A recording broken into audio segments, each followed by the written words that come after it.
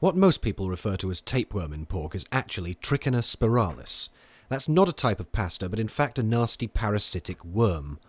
If it infects you, it causes the unimaginatively named trichinosis, which you really don't want, largely because of the eye swelling. Cheap, crappy pork made from pigs fed on trash, and I mean actual trash, not the Daily Express, is much more vulnerable to trichina. That makes it very rare in countries with high regulatory standards like the UK, the US, and Germany.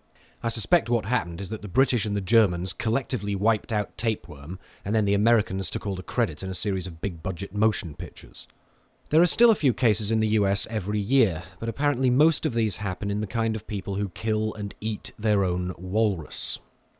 Concerned about worms in your pig? Call this number. Or alternatively, cook your meat to 65 degrees Celsius, or freeze it below -15 for at least 20 days. Either technique will kill the little bastards. We're now into the 60s, and any second now it should do something. It's not doing anything. The temperature's just hit 65 and gone past it, and no alarm has gone off. Have you turned the alarm on? I probably didn't turn the alarm on, which might have been a good idea. It's important to note that thermocouples conduct heat. The probe is very hot. How do I get this out without dying? You can do that? Mm-hmm. You can just yank on the wall. Not too hard. Not too hard. I'm a lot more burned than usually happens in these kind of circumstances. But that does look like a steak that is actually done. Alright. So here we've got the middle bit. You see where the probe was. It is slightly pink there, that is done medium rare. Let's see what it's like.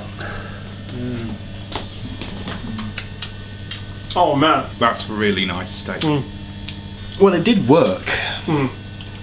It would have worked had I not done that, though. I find it's just more precise. I'm a little overcautious, but I'm never 120% certain in my ability to go, that is done right now. And I like having the backup option of going, yeah, no, it really is. How do you know what temperature everything is supposed to be at? I bought the book. You bought the book? Or I look on the internet. Right, so as well as owning a digital thermometer, which costs £15, you also need the internet. So what's the temperature for lamb? 55 degrees medium rare. 55 degrees medium rare. And this is just stuff that you know? Yeah. Okay. There's only about 5 or 6 temperatures you need to memorise. Chicken, 70, unless you're feeling very, very brave. Pork, 60 if you want to do it rare, 65 if you want to be a bit more cautious because you're feeding it to your grandmother. Lamb, 55 degrees. And on he went. So, I decided if I end up buying one of these things, and I might, anytime I want to know the correct temperatures, I'm just going to phone Hugh.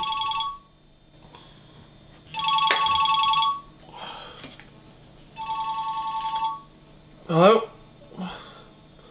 73 degrees. Yeah.